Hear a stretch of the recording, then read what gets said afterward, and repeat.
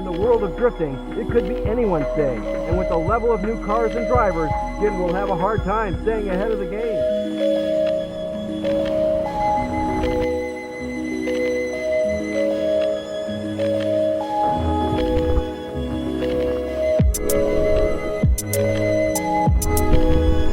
Very early in the development of the sport, probably 10 years ago, we started doing demonstrations on the Long Beach Grand Prix street course. It started off with guys like Nobutaro Taniguchi and Reese Millen and some other guys in the series at the time that wanted to drift full course at the Grand Prix. And not so much to our surprise, but I think to the surprise of a lot of people, it ended up becoming really, really popular. Everybody loved it. And after we did that for the first time, I believe in 2005, we recognized that there was a section of turns right in the downtown part of Long Beach by the convention center that had grandstands, that had access from outside, that could potentially be used as a competition course. So after the event, we sat down with the folks at the Grand Prix and we just threw it out there. Hey, is it possible that we can do a competition at the Long Beach Grand Prix street course on turns 9, 10, and 11? And they kind of looked around the room and looked at us and said, let us look into it. And so after that, we kept having some discussions about it, but they came back and said, yeah, it's possible. We'll work with the city, we'll use all of our resources that we have there, and we'll come together, try to put together a deal where you guys can have a round. And that's pretty much how it got started. And we had our first event, I think that next year, instead of doing, well, we did the demo too, but we also had our first round there as well. And that's pretty much what kicked it off. There was definitely a lot to consider with going from, say, a track like Wall, Speedway, more traditional style type tracks. When you shift from that to a street course, there's all kinds of new issues, problems, and ingredients in putting on the event that become front of mind and front and center.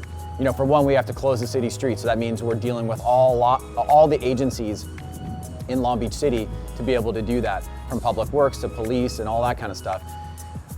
Secondly is, you know, we have to work with the Grand Prix to get all the facilities up and ready to go 1 week prior to the Grand Prix, so that on our event weekend, we're ready to rock and roll.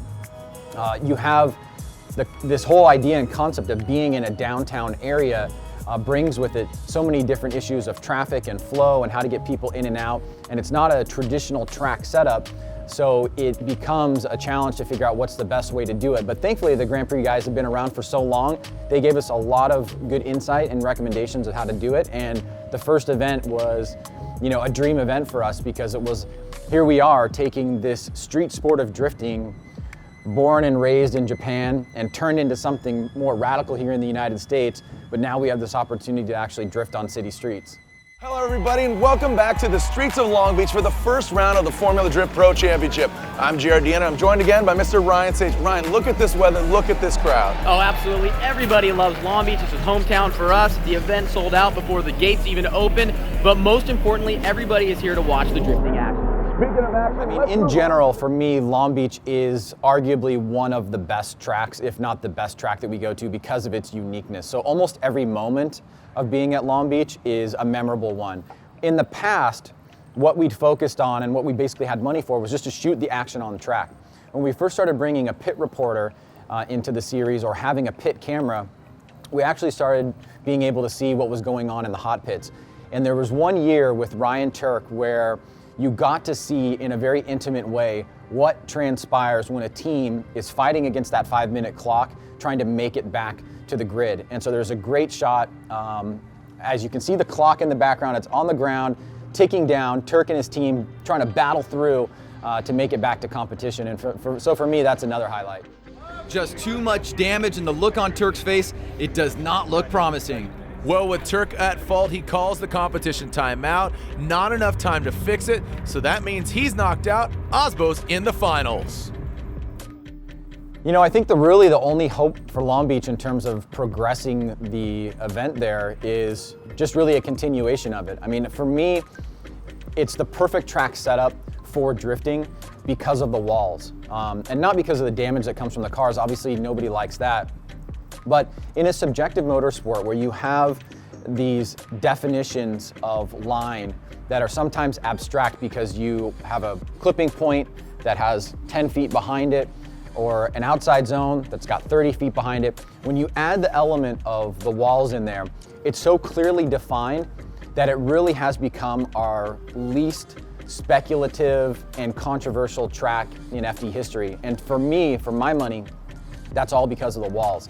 And so for me, I would really just like to see the city of Long Beach continue to do the Grand Prix for many, many years, and hopefully us continuing to have that opportunity to put on events there. I'll probably get in trouble for saying this, but anybody that knows the kind of the behind the scenes of what goes on at an event knows that at Long Beach, we have a much different tower structure than we do at all the other events. At the other events, we're either in a fixed structure, or we usually have, our two tents where our spotters are over here, judges are over here, and our staff is kind of mingling around, live stream crew and all that kind of stuff. But one year, Andy Luck had an unbelievable outburst to Jared Dienda. And this to me was the beginning of their breaking balls relationship, because Jared had brought some guys up, and it was totally cool for him to do that because he had asked permission, I believe, right? We'll have to get that from him.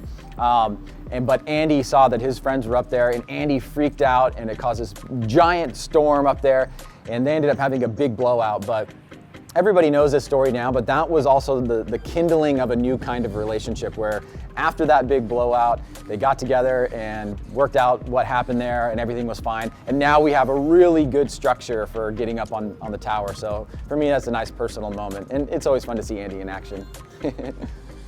I think maybe one thing that people watching this video might not understand if they are a casual fan is that Long Beach in general has been kind of the focal point of drifting in the United States.